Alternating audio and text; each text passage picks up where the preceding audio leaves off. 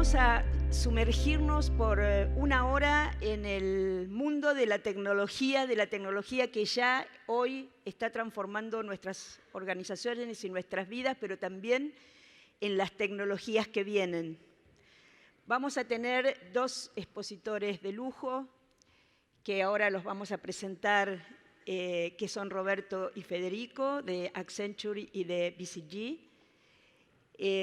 que complementariamente, por un lado, nos van a contar cómo esas tecnologías que vienen pueden transformar de manera mucho más radical las diferentes industrias y las diferentes maneras de trabajar. Y por el otro lado, vamos a estar viendo cómo la tecnología también genera cambios radicales en la dinámica competitiva, cambia la expectativa del consumidor, pero sobre todo los modelos de negocio y las maneras de competir a futuro. Entonces, bueno, los dejo con ambos. Primero vamos a comenzar con Roberto y luego a seguir con Federico.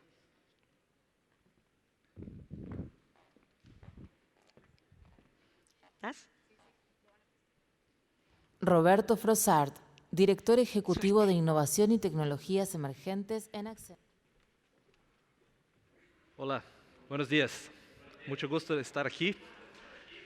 Bueno, yo soy Roberto Frossard, yo soy Managing Director de Accenture, lidero una práctica de innovación, pero también de tecnologías emergentes, que incluye inteligencia artificial, que escucharon bastante hoy, incluye blockchain, realidad aumentada, realidad virtual y computación cuántica. Entonces, yo quiero invitar al palco mi compañero Daniel, que es el maestro de modelos de negocios y de innovación de nuestro equipo.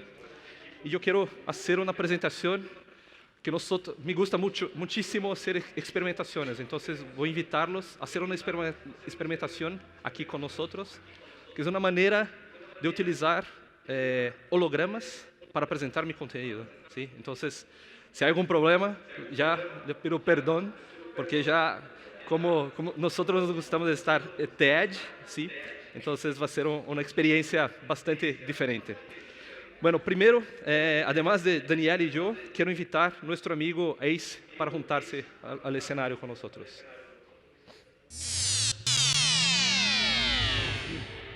Hi, everybody.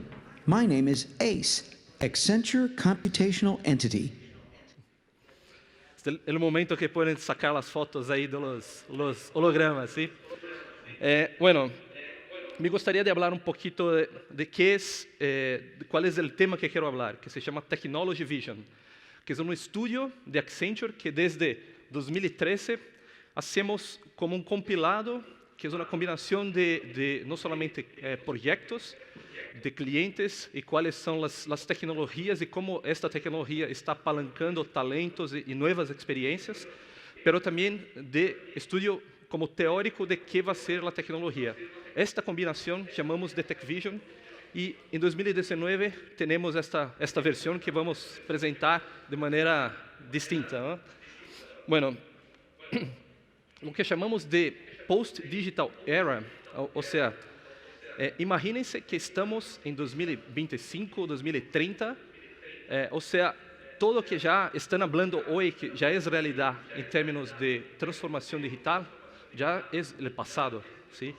Entonces, una vez que consideramos que todo lo que es digital ya está hecho, ¿qué va a ser nuestro presente en 2025? Y esto es básicamente el estudio que tenemos y cómo vamos a hablar de 5 tendencias y cómo estas tendencias van a impactar a nuestro día a día, nuestras experiencias, ¿sí? Bueno, el primero núcleo que quiero comentar es que las 5 tendencias están ahí bastante de manera sencilla relacionadas a individualización, que es más que personalizar, más que segmentar clientes, consumidores, empleados, pero principalmente hacer una individualización, la hyper-personalization que llamamos también. Y otro tema que está bastante presente en nuestro estudio es las necesidades tienen que ser atendidas on time, on demand y de manera instantánea, ¿sí? Bueno, una vez que hacemos esto, quiero hablar del primero trend, ¿sí? Que es el dark. Como siempre hablamos de tecnologías emergentes como blockchain, que está ahí, que es Distributed Ledger, hay inteligencia artificial, ¿sí? Realidad aumentada y virtual, y el Q de computación cuántica, ¿sí? Este es un acrónimo, el DARK, que llamamos, que es el primero trend, que incluye ahí como todas las tecnologías emergentes que de alguna manera ya traen la visión de que va a ser 2025, 2030, ¿no? Entonces, me gustaría de hablar un poquito de un tema que creo que hoy por la mañana todavía no hablamos, que es computación cuántica. Una pregunta que tengo ahí, si hay alguna persona que puede hablar como 30 segundos, si conoce a otra persona que conoce de computación cuántica. ¿Alguien? O sea, bueno, entonces sí es emergente. Y que quiero comentar, y para que tengan para hablar con sus amigos ahí después, y sus familiares, ¿qué es computación cuántica? Yo pasé los últimos 5 o 6 meses para intentar hablar del tema en 30 segundos, ¿no? El primer tema es, más que entender el impacto de la computación cuántica, es entender un poco qué es física cuántica. Y ahí, la materia, como nosotros conocemos en nivel macroscópico, se comporta de manera distinta cuando estamos a un nivel microscópico, ¿sí? Entonces, más que 0 y 1, que estamos en la era digital, ¿no? Los computadores del futuro van a tener una manera distinta que un fóton, que es distinto de los microprocesadores que tenemos hoy, o sea, la arquitectura, el hardware, todo esto va a ser totalmente distinto, pero la manera que este fóton, que todavía no es posible mirarlo, y hay un problema, si yo voy a mirar este fóton, el comportamiento se cambia, ¿sí? Pero el tema es que más que tener 2 posibilidades, que 0 y 1, un fóton tiene la probabilidad de tener todos los valores al mismo tiempo, ¿sí? ¿Qué esto significa? El procesamiento de un computador cuántico es muchísimo más grande que un computador clásico. O sea, hablamos mucho del tema de exponential technology, ¿sí? Y con quantum es más que exponencial, es combinatorial, es mucho más acelerado que exponencial. Entonces, esta es una tecnología que se conoce en la ley de Moore, y ya no va a existir más este paradigma. Entonces, lo que quería comentar es un ejemplo de fútbol, ¿sí? Para entender cómo va a pasar. Oh, ahí está. Bueno, fútbol. ¿Qué fútbol tiene que ver con computación cuántica? ¿Sí? Entonces, yo me gusta de hablar, bueno, en Brasil es distinto el ejemplo, entonces voy a hablar de Messi aquí. Imaginen que Messi sea un jugador cyborg, que su cerebro sea cuántico, ¿sí? O voy a crear un clon de Messi, ¿sí? El tema es que una vez que tenemos el jugador, el primer toque que da en la pelota, en el inicio del partido, tiene como 200 posibilidades de hacer lo que sea un pase, un disparo, o como nos gostamos en Brasil, caerse, ¿no? El tema es que 200 posibilidades a cada toque en la pelota. Entonces, cuando llega al final del partido, ahí voy, gracias Dani.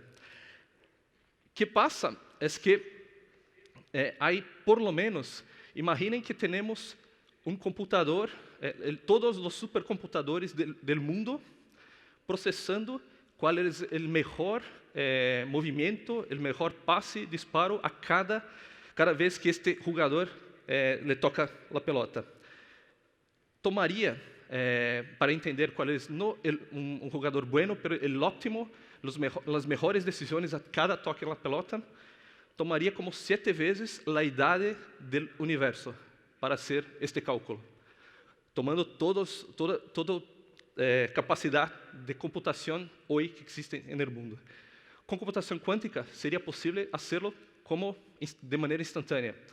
Entonces, este es un ejemplo que me gusta bastante, es nuestra pasión más reciente y creo que la más emergente que vamos seguramente tener impactos en nuestras experiencias y son maneras distintas de ver el mundo. Por ejemplo, computación cuántica va a coexistir con la computación clásica. Y ahí, con esto, cómo vamos a diseñar las soluciones, nuevos modelos de negocios, va a ser totalmente distinto y cómo vamos a crear, como físicos, van a ser los dueños de negocio, ¿sí? Va a ser, talvez, la fuerza laboral va a ser totalmente distinta una vez que tengamos esto como core de los nuevos negocios. Yo me gustaría de hablar la segunda tendencia, ¿sí? Que llamamos de Get to Know Me, ¿sí? Y esto es una tendencia que es más que personalizar. Hoy todos están acostumbrados, yo creo que, de nuevo, se pregunto si alguien tiene un ejemplo que una vez ha hablado con un tema que sea específico y su teléfono, su celular, teléfono, escuchó y apareció un ad, ¿sí? ¿Quién pasó esto ya? Bueno, entonces, ¿qué pasa? Es que cada vez más los sistemas están sí preparados para personalizar este tipo de demanda y intentar anticipar todo lo que está pasando. Pero que quiero hablar de Get to Know Me es un nivel un poco más adelante, que es cómo de manera individual yo voy a entender este consumidor. Y un ejemplo que tenemos bastante interesante fue que cuando fuimos a China en noviembre pasado, fomos Singles Day. Singles Day, para aquellos que no conocen, es los solteros, ¿no? O sea, Alibaba creó un festivo, un feriado, que era solamente para solteros. O sea, si no tengo novio o novia, yo voy a comprar el regalo para mí mismo o para los otros. Y ahí, ¿qué pasó? Eso creo que hace 6 años. ¿Qué pasó con este feriado en el noviembre pasado? En 24 horas, solamente Alibaba, que es uno vendor, ¿no? Tenía como ventas en términos de revenues que tenían 4 veces más que toda economía de Estados Unidos, desde el Black Friday hasta el Cyber Monday. O sea, una compañía tenía mucho más vendas que todo Estados Unidos, y un feriado que es bastante significativo, ¿no? Y esto que fue bastante interesante para nosotros es que el atendimiento que tenían en una escala muchísimo grande era que los sistemas, la tecnología posibilitaba conectar madres con madres, estudiantes con estudiantes, jóvenes con jóvenes. Y con esto, más que entender si yo quiero comprar una pelota, yo quiero de esta marca porque, no sé, que por la Copa del Mundo. Entonces, más que personalizar, hay como individualizar, y ahí hay un factor humano on top of de la tecnología, ¿sí? Bueno, me gustaría de hablar del otro trend que llamamos de Human Plus Worker. Human Plus Worker es mucho más sobre aprender.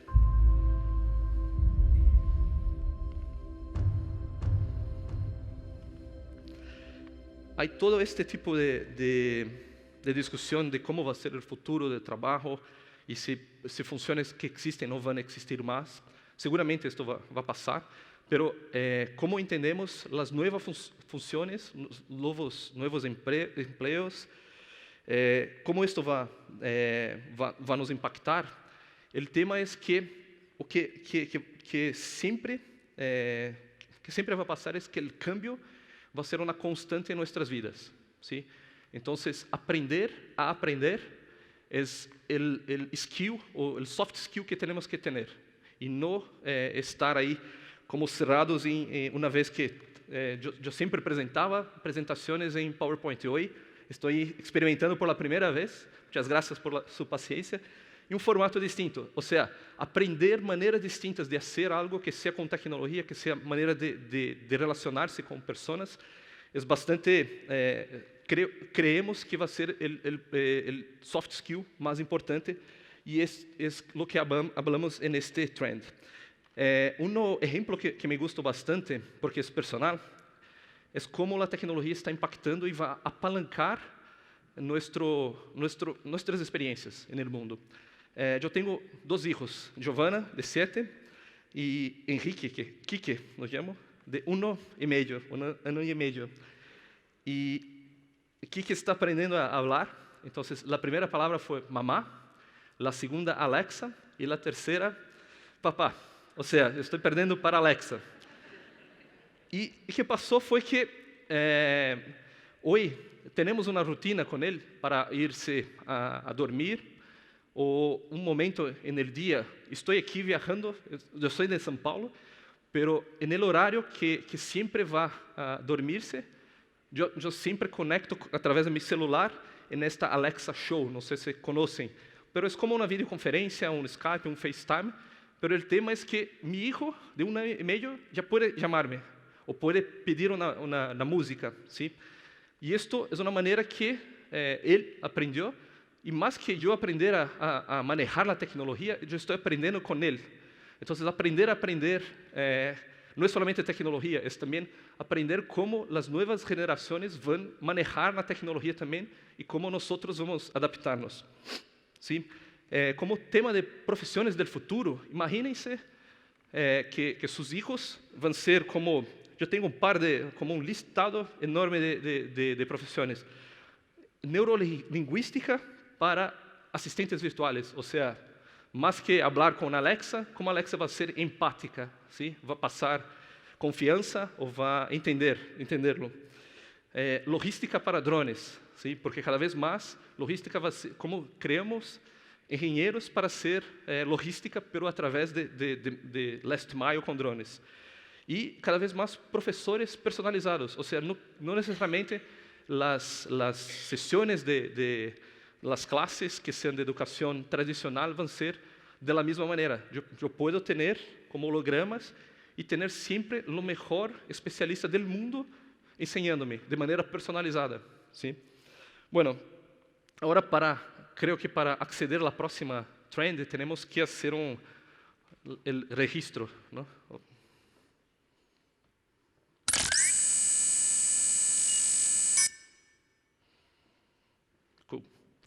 Funcionó, opa.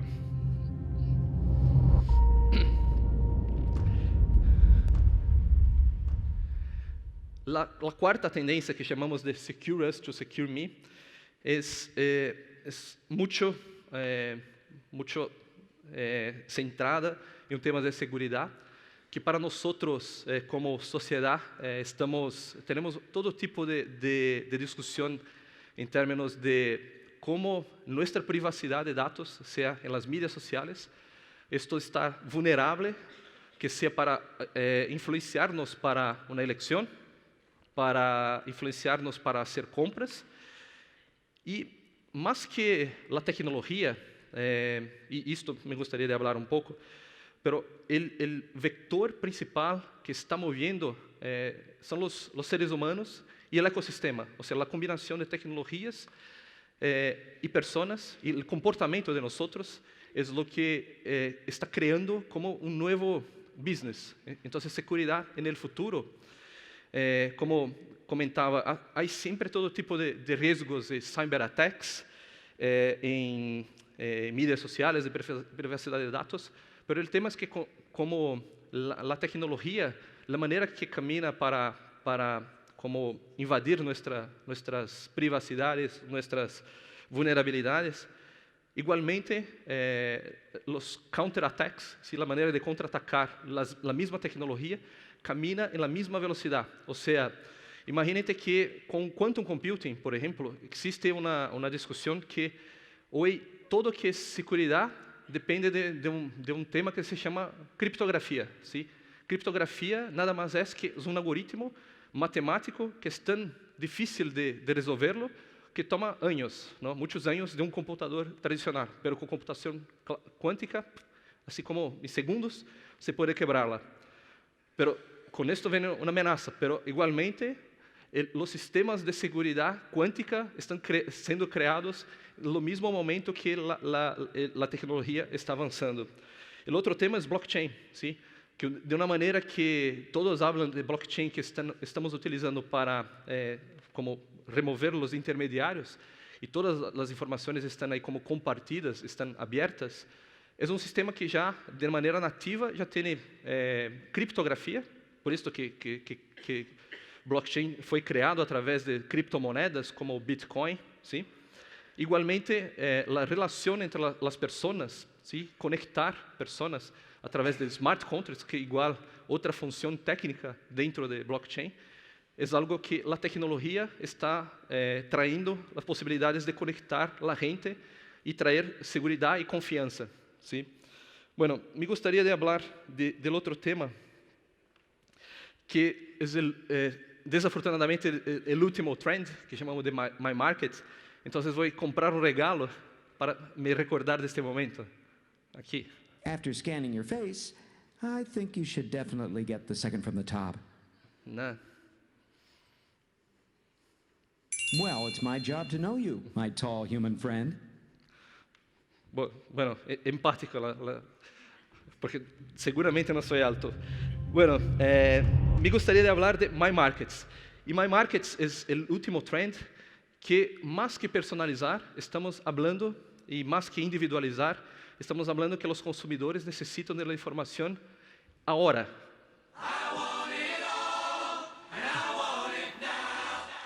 Aí sim. Bueno, que le gusta Queen? Bueno, que es este trend que es muchísimo importante?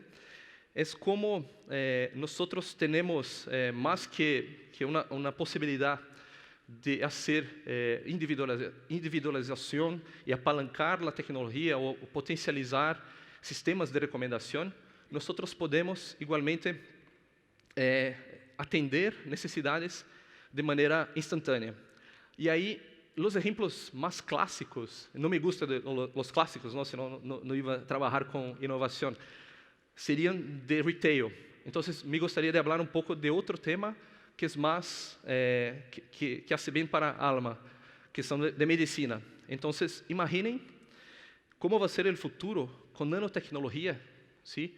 Donde temos sensores, temos wearables e temos substâncias que estão em nossos, como cerca de nosso cérebro, e com isto se pode não somente entender como seu histórico médico, entender se há uma tendência de ser de ter ataque cardíaco ou se de alguma maneira, dado seu histórico familiar e com o estresse que está passando, a tendência de Alzheimer pode ser mais grande, ¿sí?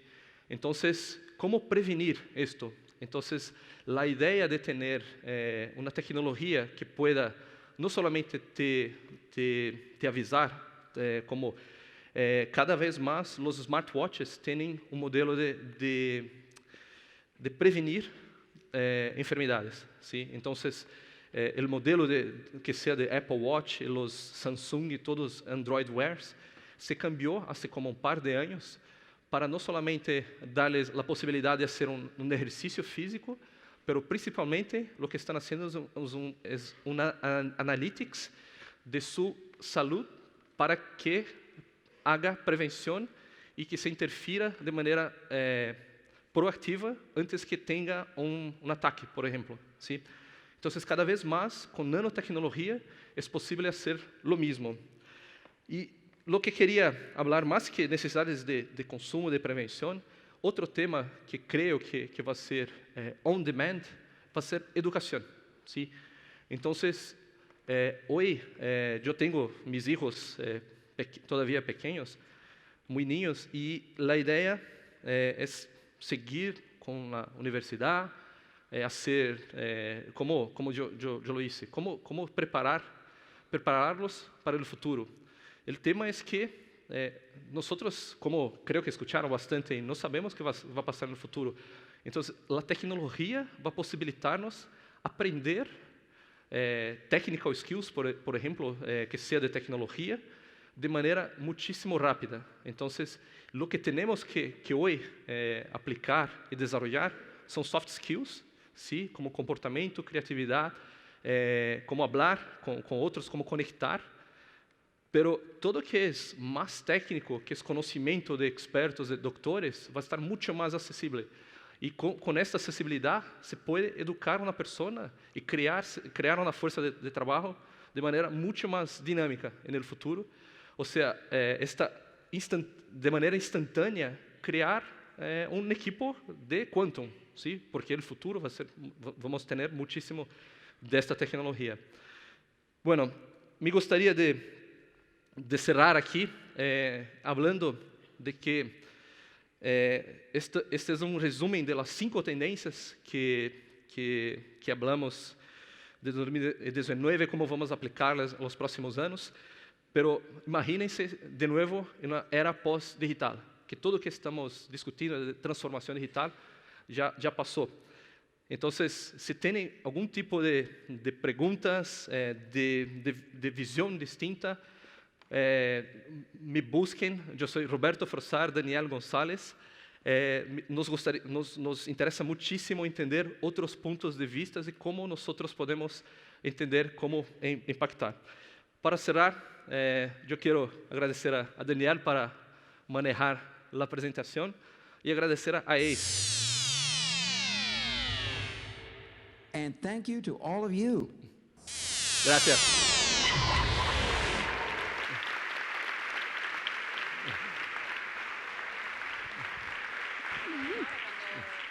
Gracias. No te vayas un minuto. Impresionante, ¿no? Lo de la realidad aumentada, muchas gracias. Nos has transportado al futuro, pero no para responder ahora, pero ojalá puedas quedarte un ratito hasta que termine el bloque siguiente. Seguramente. Y hacernos pensar un poco cómo hacer para ir nuestras cabezas y nuestros niveles de conciencia estar adelante de todo esto, porque finalmente la pregunta que hay en el fondo es qué nos hace esencialmente humanos, ¿no? ¿Verdad? Y la otra, y te la dejo planteada, es qué balance, porque de alguna manera la individualización de la individualización de la oferta y del marketing para que llegue una propuesta totalmente alineada con la expectativa de cada uno, hace pensar en el riesgo del hiperconsumo, ¿no? Sí. En un mundo donde también ese consumidor y también nosotros como clientes queremos preservar el planeta, queremos preservar el medio ambiente, no queremos estar presos del consumo por el consumo mismo. Entonces me gustaría ver cómo ese balance entre ese nivel de conciencia y la tecnología nos puede ayudar a ir al futuro de una manera más equilibrada. Lo dejamos para después. Muchas gracias. Ahora les quiero presentar a Federico. Suerte. Federico va a hacer una presentación que va a estar más ligada a hacernos comprender cómo la tecnología está cambiando la dinámica de la competencia. Esto que en el pasado estábamos más acostumbrados a ver de integraciones de las cadenas verticalmente para poder integrar la producción, la distribución, la comercialización, cómo cambia ahora a partir de la emergencia de nuevas compañías, de estos marketplaces digitales, y qué nos espera hacia adelante en términos de qué nuevos enfoques y habilidades nuestras compañías tienen que desarrollar para poder seguir creciendo en un entorno competitivo totalmente distinto. Gracias.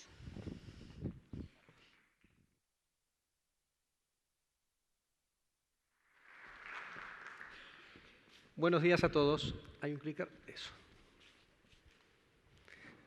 Y gracias a Azucena por la introducción. Hay una expresión en inglés que dice "May you live in interesting times", que traducida al castellano sería algo así como "te deseo que vivas tiempos interesantes". Lo curioso de esta expresión es que el origen de la misma es una maldición china. ¿Por qué una maldición? Bueno, porque tiempos interesantes es lo contrario a tiempos pacíficos, a estar tranquilo.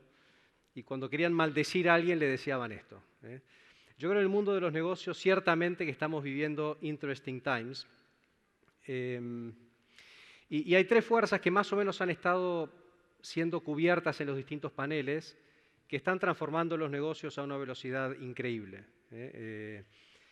Creo que la presentación de Roberto fue excelente en términos de contar cómo las nuevas tecnologías están impactando el mundo de los negocios, es la del medio. Todos saben que hoy los consumidores tienen expectativas crecientes y que aparte son formadas por las experiencias que tienen en plataformas tipo Uber, tipo Spotify, tipo Netflix o tipo Amazon, y esperan de todas sus interacciones con distintas empresas, aunque no sean del mundo digital, ese nivel de instantaneidad, de personalización, de simpleza. Y la tercera fuente que está transformando el mundo de los negocios son las nuevas dinámicas competitivas. Este va a ser el foco de lo que yo voy a hablar hoy. Pero tal vez como introducción, estas tres fuerzas generan una incertidumbre en el mundo de los negocios que es multidimensional y que la realidad es que está poniendo en jaque las empresas de prácticamente todas las industrias. Si nosotros vemos estas dos listas, la lista de la izquierda, cuáles eran las primeras 10 compañías por capitalización bursátil en el año 2009, la lista de la derecha, cuáles son las 10 primeras compañías por capitalización bursátil hoy. Si miramos la lista de la izquierda, son compañías donde hay varias de recursos naturales, petroleras, alguna empresa de minería, hay un par de instituciones financieras, hay un par de empresas tecnológicas. La edad promedio de estas empresas de la lista del 2009, 60 años. Si miramos la lista del 2019, observamos varios cambios que son muy notables. 2 países representados, Estados Unidos y China. Solo 2 empresas que estaban en la lista 10 años antes. 7 de 10 son empresas tecnológicas con modelos de plataforma. Y de esto vamos a hablar mucho durante la presentación. La edad promedio de estas empresas, menos de 30 años. Algunos de ustedes podrán estar diciendo, en mi industria las empresas tecnológicas sí me están compitiendo y tal vez ya lo están viviendo. Otros podrán estar pensando, las empresas tecnológicas en mi industria no me están compitiendo. A este segundo grupo les diría todavía, y el adverbio todavía lo uso deliberadamente. Y en cualquiera de los dos casos las empresas tecnológicas sí están compitiendo con ustedes por talento. El talento hoy, y no solo el talento digital, se quiere ir a trabajar a estas empresas, son los lugares donde la gente prefiere ir. Y ese partido también lo están ganando. Nosotros en BCG tenemos un think tank que llamamos el Bruce Henderson Institute, que tiene toda una línea de pensamiento de cuáles son los pilares que las empresas tienen que construir para ganar en la siguiente década. Lo llamamos Winning the Twenties. Son 5 pilares. El primero es el pilar del que vamos a hablar hoy, por lo tanto ahora lo voy a dejar de lado, que es cómo ganar y cómo competir en una dinámica que es totalmente nueva. Pero hay otros 4 pilares de los cuales al menos les quiero dar el titular, algunos de los cuales fueron cubiertos por otros paneles. El segundo pilar es cómo organizarnos a futuro. Las organizaciones actuales, jerárquicas, con roles muy determinados, no son las organizaciones que nos van a permitir ganar a futuro. Esto va a cambiar necesariamente. El Big Data, el Deep Learning generan capacidades que las compañías tienen que aprender a aprovechar de la mejor manera. En ese contexto, ¿cuál va a ser el rol de las máquinas? ¿Cuál va a ser el rol de los humanos? ¿Y cómo los puedo combinar de manera muy sinérgica? Es un gran tema y las compañías para ganar en la siguiente década lo tienen que abordar y lo tienen que abordar bien. Transformar los modelos de negocio, de lo que vamos a hablar ahora en unos minutos, transformar la organización, son procesos muy difíciles para las compañías incumbentes, para las compañías establecidas. Y cómo gestionar esos procesos de cambio se hace un imperativo central. La evidencia muestra 7 de cada 10 transformaciones fallan, y cuando una transformación falla y comparamos los retornos de esa empresa contra las empresas que tuvieron transformaciones exitosas, por un periodo de los siguientes 7 o 8 años, la diferencia en retorno para los accionistas es del 10% anual. 10% anual por 7 o 8 años es el valor de la compañía, que se duplica o se mantiene igual o cae. Y hay una ciencia detrás de los procesos de cambio, y es importante que las compañías entiendan que este tiene que ser un foco también. Cuando nosotros en BCG estudiamos las transformaciones exitosas, es interesante que hay cierta correlación de algunos factores que si están, maximizan la probabilidad de éxito de una transformación. ¿Cuáles son esos factores? El primero y el más importante, empezar temprano. Las compañías que empiezan a transformarse temprano, antes que sus competidores, y cuando no sienten una necesidad urgente de transformarse, lo hacen proactivamente y preventivamente, esas compañías tienen muchísimas probabilidades de éxito. El segundo factor que anticipa el éxito es, si hubo cambios de management, mayor probabilidad de éxito. El tercer factor que lo anticipa es las compañías que se transforman y el foco de esa transformación es el crecimiento versus un foco de la transformación buscando eficiencia. Las primeras tienen mucho más probabilidad de éxito. Y el cuarto factor que correlaciona directamente con la probabilidad de éxito es las compañías que están dispuestas a disrumpirse a sí mismas y a lanzar nuevas líneas de negocios que muchas veces ataquen a sus negocios tradicionales. Esas compañías, más probabilidad de éxito. Esto está estudiado. El cuarto pilar necesario para ganar en la siguiente década, y del cual también se ha hablado mucho en los últimos paneles, es el imperativo de la diversidad. Las empresas tienen que abrazar la diversidad. Hemos hecho un estudio con más de 1.700 compañías. Aquellas que son más diversas también son más innovadores. Aquellas que son más diversas son más resilientes. La diversidad también es multidimensional. Hay los factores más conocidos, la diversidad de género, de orientación sexual o racial, pero hay otros factores que también son importantes. El background laboral, la diversidad en las características emocionales de una persona, la educación, y cuanto más diversos seamos en un número más grande de estas dimensiones, mayor es la probabilidad que tenemos de ser exitosos en la siguiente década. Es interesante que si tú hablas con ejecutivos de compañías, todos te dirán que la diversidad es importante para ellos. Cuando ves qué están haciendo para abrazarla, muy pocos están haciendo cosas. La diversidad no está en las metas de las compañías, no hay objetivos de diversidad, no hay incentivos asociados a diversidad. Y el último pilar para ser exitosos en la siguiente década es cómo optimizar no solo por el valor del negocio, sino también por el valor social. Existe hoy una gran desconfianza y creciente en los negocios, el cambio climático, el impacto que las nuevas tecnologías tendrán en el futuro del trabajo, la desconfianza en la tecnología y en la data, y cómo las empresas usan la data, hace que la desconfianza en el mundo de los negocios sea crecientemente relevante. Y creo que esto puede poner en jaque el capitalismo corporativo como lo conocemos. Las empresas tienen que darse cuenta que tienen que ser actores centrales en abrazar esto y realmente optimizar no solo para el valor del negocio, sino con una mirada mucho más multidimensional, que incluya el impacto social. Estos son los 5 pilares que nosotros creemos que harán las compañías exitosas de la siguiente década. Voy a profundizar ahora el primer pilar, el de las nuevas dinámicas competitivas.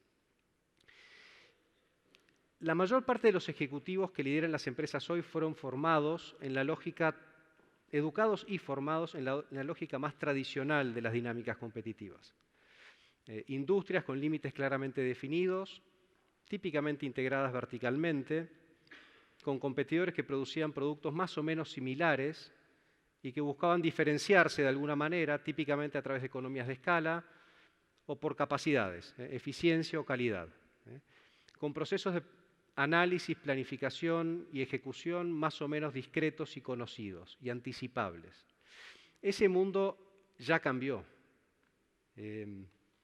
Cambió por las nuevas tecnologías, por los otros factores que fuimos comentando, y nosotros creemos que la dinámica competitiva ahora es muchísimo más compleja, y que estos 5 elementos de la nueva lógica de la competencia son fundamentales. El primero es, las empresas tienen que competir en aprendizaje. Mucho se ha hablado de esto, las compañías tienen que tener un músculo para aprender y para aprender a aprender y cómo usar y apalancar las nuevas tecnologías. Es clave que lo desarrollen. El segundo, del cual vamos a hablar en las siguientes láminas, es cómo competir en ecosistemas. La caída de los costos transaccionales, la caída de los costos de comunicación, hace que esta lógica de verticales integrados se ha roto, y se ha roto en muchas industrias y se va a seguir rompiendo en otras. Y emergen nuevos jugadores, muchos con lo que llamamos modelo de plataforma. Típicamente eso no tienen inventario, contactan compradores con proveedores y se ponen en el medio. Y esos nuevos modelos de negocio están siendo muy exitosos, lo mostramos con la lista de las 10 compañías de mayor capitalización bursátil. Uber apalanca lo que se llama la economía gig, de personas que son freelancers y que conducen los autos. Amazon, Alibaba, Apple, todas han desarrollado modelos de plataforma. De esto vamos a hablar más en profundidad en las láminas que siguen. El tercer elemento es cómo competir en un mundo que es necesariamente híbrido, digital y físico. Si vemos las compañías del mundo tech, muchas de ellas en búsqueda de la siguiente etapa de crecimiento empiezan a ir al mundo físico. Sí, apalancando la tecnología, apalancando la inteligencia artificial, apalancando el Internet de las cosas, pero Amazon empieza a abrir tiendas. Y se compra un retailer grande en Estados Unidos, Whole Foods. Y las compañías del mundo tradicional, del mundo físico, también se mueven hacia el mundo digital. Entonces, las nuevas compañías, los incumbentes, se atacan tanto en el mundo físico como en el mundo digital. Y poder competir en ambos mundos requiere unas capacidades muy especiales. El cuarto elemento es competir en imaginación. La imaginación es lo que está aguas arriba de las nuevas ideas y la innovación. El mundo va a un proceso de desaceleración por razones principalmente demográficas, el envejecimiento poblacional. El éxito es cada vez más efímero y la realidad es, las compañías que son exitosas hoy, ese éxito no correlaciona con el éxito futuro, para nada. Nosotros en BCG medimos lo que llamamos la vitalidad de las compañías, que es su capacidad de generar nuevas ideas. Y esa vitalidad, esa capacidad sí correlaciona con el éxito futuro y lo tenemos probado.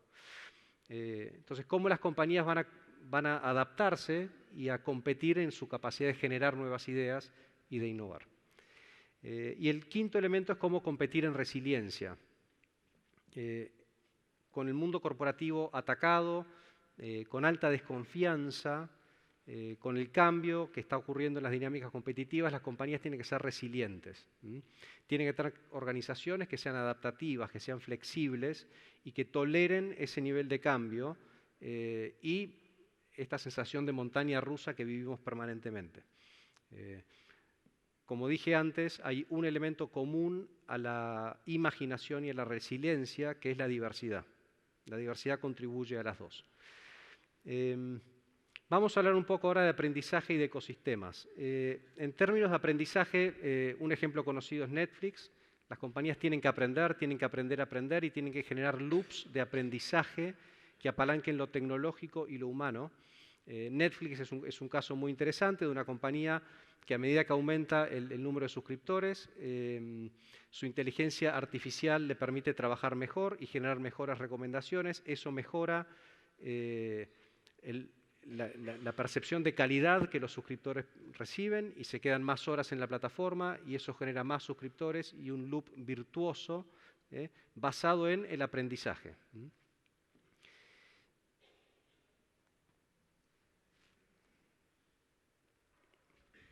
Y hablemos un poco de ecosistemas.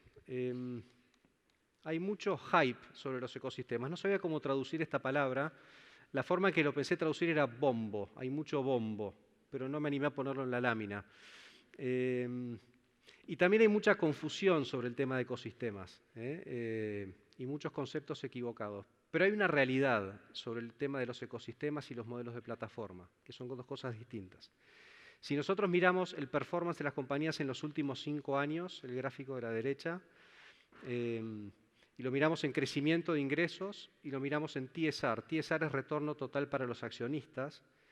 Y tomamos las 15 principales compañías de las 50 compañías de mayor capitalización bursátil, tomamos las 15 que tienen modelos de plataforma, algunas de las cuales veíamos en la primera lista de los 10.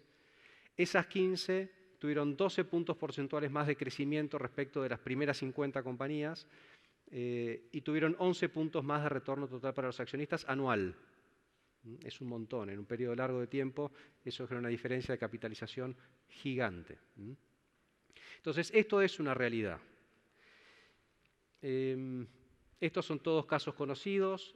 Uber no tiene autos, Airbnb no tiene piezas o habitaciones, Skype no tiene redes, Amazon cero entre comillas porque se está expandiendo al mundo físico, no tiene tiendas. La valorización de Uber es mayor a la valorización de cualquier compañía de transporte que encontremos en el mundo. La valorización de Airbnb hoy es mayor que la valorización de cualquier cadena hotelera que veamos en el mundo. Esta es la relevancia de lo que está pasando en el mundo de los negocios. Y yo creo que este gráfico lo explica bastante bien. Vamos de un mundo que es el mundo de la izquierda, con negocios verticalmente integrados, que típicamente eran OK en cada una de los tags de esta integración vertical, la infraestructura, los productos y la relación o interfaz con el usuario, sus canales, y que competían en ese mundo a un mundo de stacks verticales, donde los límites entre las industrias son mucho más difusos y donde existen jugadores que se especializan y muchos de ellos que controlan la relación con el usuario. Y hay dos fuerzas detrás del cambio de la izquierda a la derecha, dos fuerzas principales. La primera es la cantidad de información y el valor de esa información. Y el usar esa información como una ventaja competitiva. Si yo soy Alibaba o soy Rappi, cada vez que agrego expando el alcance de los negocios o de la oferta que yo tengo a mis clientes, es decir, voy ocupando más de esos ladrillitos amarillos verticales, cada vez que hago eso, obtengo más información. Y no solo obtengo más información, sino que también atraigo nuevos clientes. Y la combinación de más información y más clientes hace que la cantidad de data a la que yo accedo crece exponencialmente. Y eso es lo que vale en los negocios hoy. Y por eso surgen esos modelos de plataforma que lo que intentan es ser un one-stop shop para los usuarios. Yo tengo mi aplicación, y esto empezó en China, los casos de Alipay o de WeChat. Yo tal vez la única aplicación que abro en el día es esa. Chateo con mis amigos por la aplicación, hago una compra por la aplicación, hago mi cita médica con la aplicación, pago en el restaurante con la aplicación. Y así se mueven muchas de estas plataformas, porque lo que buscan es más usuarios, más información. El otro elemento que permite este cambio es la reducción de los costos de transacción y de coordinación. En el mundo de las nuevas tecnologías, con el acceso a cloud, con arquitecturas tecnológicas que empiezan a ser mucho más flexibles, modulares, basadas en microservicios y en APIs, eso permite que se rompan las cadenas de valor a muy bajo costo. Antes eso no era posible. Hace 10 años no nos podemos imaginar una situación donde una empresa como Airbnb o Uber pudieran desplegar con la tecnología existente hace 10 años en sus plataformas la oferta de miles de usuarios. Eso no era posible. Hoy sí es posible. Y por estos dos motivos, por la data como ventaja competitiva y por la reducción de los costos de transacción y coordinación, las cadenas de valor se rompen. Y se rompen y el riesgo para los incumbentes es que son desintermediados. Y donde el riesgo es más notable es en la capa de arriba, que es en la interfaz con el usuario. Si yo hoy soy cliente de un retailer y estoy acostumbrado a comprar online en ese retailer y la plataforma de ese retailer no me termina de satisfacer porque no se compara con la experiencia que tengo en Uber o en Spotify o en Amazon, bueno, tal vez empiezo a comprar en ese retailer o en otro, pero usando Rappi o usando Pedido Ya o usando en Estados Unidos una empresa que es muy grande, se llama Instacart. Y el problema es que si yo soy el incumbente me acaban de desintermediar y no me di cuenta. Y eso es lo que está pasando en prácticamente todas las industrias. Un ejemplo, yo como mi área de especialización como consultor, me especializo en instituciones financieras y estos procesos es muy notable como están pasando en el mundo de las instituciones financieras. El modelo tradicional de negocio de los bancos estaba sustentado y defendido por tres elementos. Los bancos tenían mucha información, los bancos tenían redes físicas, estaban las redes de sucursales, y los bancos tenían escala. Y si se fijan, estos tres elementos que hace algunos años podíamos pensar, tenés data, tenés sucursales, tenés escala para hacer inversiones y mantener toda tu infraestructura tecnológica y tu capacidad operativa. Es muy difícil que te corran de este negocio. Bueno, hoy esto está cambiando. En términos de datos, estas compañías tecnológicas que yo les mencioné empiezan en algunos casos a tener mucha más información que los bancos. Y no solo tienen más información, sino que la usan mejor. Hay un ejemplo que me parece muy notable, que es, hay un nuevo banco en China, pero que es un attacker digital, que para darle un crédito de consumo a una persona, lo único que le pide a esa persona es que le abra la data de su celular. Porque ha identificado ciertos patrones. Ha identificado que si yo veo el patrón de carga de batería de una persona, las personas que esperan que la batería llegue a cero antes de volver a cargarla son más riesgosas. Increíble, ¿no? Ha identificado que si yo veo a través del GPS del celular, soy capaz de ver el trayecto diario que hace una persona, cuanto más estabilidad hay en esos trayectos, menos riesgo. Cuanto más estabilidad en las llamadas telefónicas y a quién se las hago, menos riesgo también. Y con ese tipo de patrones te dan un crédito, con la información de tu celular. Los bancos incumbentes están avanzando en tratar de ir hacia este tipo de modelos, pero les cuesta, no es fácil cambiar. Lo otro, y que es obvio, es que las redes físicas pierden relevancia. Hoy en Europa, la función del cajero en la sucursal, al que le depositas plata o te entrega dinero, en prácticamente todos los bancos se eliminó. O sea, ya no hay cajeros en las sucursales. Y en promedio una persona en Europa va a la sucursal cada 2 años. Solo cuando necesita algo realmente importante que requiere mucho asesoramiento. Entonces, en la medida que toda la interacción con los clientes hoy es digital, y en particular es mobile first, eso también saca de un soplido una ventaja competitiva que los incumbentes tenían. Y lo tercero es estos efectos de red que desafían las fuentes de escala. La escala en los bancos era, tengo mucha escala, puedo procesar más barato, y eso se traduce en menores costos y una fuente de ventaja competitiva. Como les explicaba, en el mundo del cloud, de los APIs y de los microservicios, esto realmente se pierde. Y en este mundo, ¿qué pueden hacer las empresas incumbentes? Cuando miran para adelante y dicen, bueno, ¿qué juego voy a jugar yo? El primero es, bueno, me voy a digitalizar en un gran proceso de transformación, que es mucho más que tecnológico, es cultural, es organizacional, es de la forma en que me relaciono con los clientes. Y no es fácil emprender uno de esos procesos exitosamente. De paso, requiere escala y algunos de los factores de éxito que yo les había mencionado antes. El segundo, creo que es aún más desafiante que el primero, es me voy a transformar en un jugador de ecosistema. Un banco puede perfectamente aspirar a decir, bueno, ¿qué puede ser un ecosistema? Bueno, el ecosistema detrás de la compra de un hogar. Es un ecosistema donde hay bancos, hay escribanos, hay inmobiliarias, hay decoradores, hay empresas que venden muebles. El banco puede decir, bueno, yo voy a ser el orquestador de este ecosistema.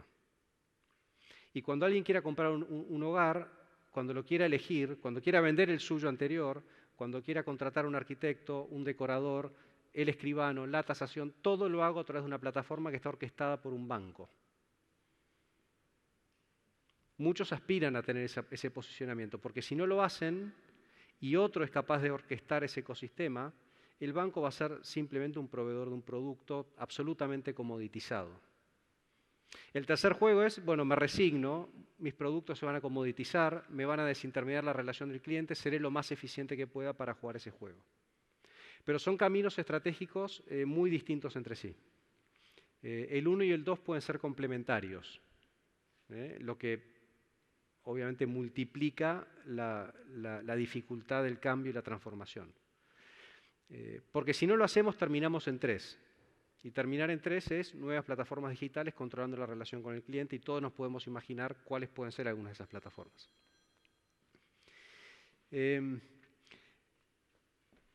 Los últimos conceptos. En este mundo que es tan desafiante, ¿qué tienen que hacer las compañías hoy para sobrevivir? Y ojalá para aspirar a ganar en el nuevo mundo. Creo que estas 5 movidas son absolutamente no regret. Creo que hay que hacerlas y hay que invertir en las 5. Lo primero, ser cada vez más customer centric. En todos mis procesos, en la forma que desarrollo un producto, que despliego una oferta de valor, que me relaciona, que doy servicing a un cliente, me tengo que organizar internamente para poner siempre al cliente en el centro. Y muchos incumbentes no lo hacen bien. Lo segundo es invertir fuerte en capacidades de data y analytics. Los bancos tienen mucha información. Muchas empresas tienen mucha información. Bueno, ¿cómo invierto con determinación en mi capacidad de gestionar esa información? No solo para desplegar mejores ofertas instantáneas, personalizadas a los clientes, también para mejorar mis operaciones. El uso de la data para la mejora de operaciones es notable el impacto que puede tener. Lo tercero es cómo me voy a integrar con el ecosistema. Es el ecosistema fintech, son las large techs, son otras compañías que intento articular. En ese juego del ecosistema, ¿cuál va a ser mi estrategia? ¿En qué ecosistemas quiero ser el orquestador y en qué ecosistemas me doy por vencido? Sé que no voy a ser un orquestador, pero trato de participar de la mejor manera. Típicamente en un ecosistema participan unas 100 compañías. Y cuando tú hablas con todos los que empiezan a desarrollar sus estrategias de cómo integrarse al ecosistema, todos quieren jugar el rol del orquestador. Por definición va a haber uno. Bueno, esto requiere un pensamiento estratégico muy deliberado. El cuarto elemento es cómo voy a ganar en atraer el talento digital. Ese talento que se lo están llevando las compañías tecnológicas, ¿qué voy a hacer para atraerlo yo?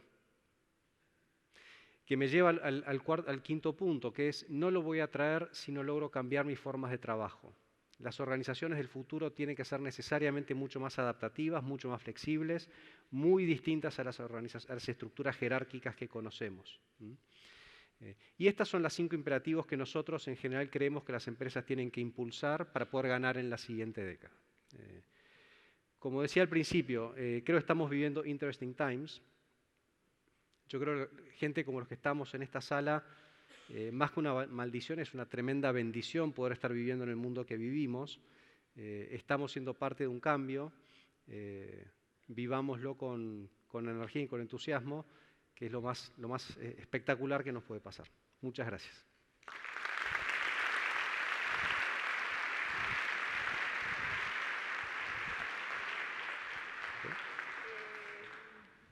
¿Puedes acompañarnos? Yo tengo, creo que son 5 minutos de cierre que se los quiero ceder, porque me parece mucho más interesante para la audiencia escucharlos a ustedes que a mí. Me produjeron la siguiente inquietud, la siguiente pregunta.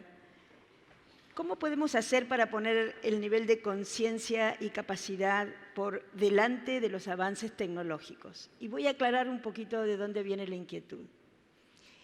Ambos, en tu caso, has dicho que el avance tecnológico va a permitir individualizar al infinito la oferta de productos y servicios y hacerlo a medida de cada uno de nosotros. Por otro lado, las ventajas competitivas que has dicho provienen de quienes manejen mayor información y conozcan más a los clientes como tales.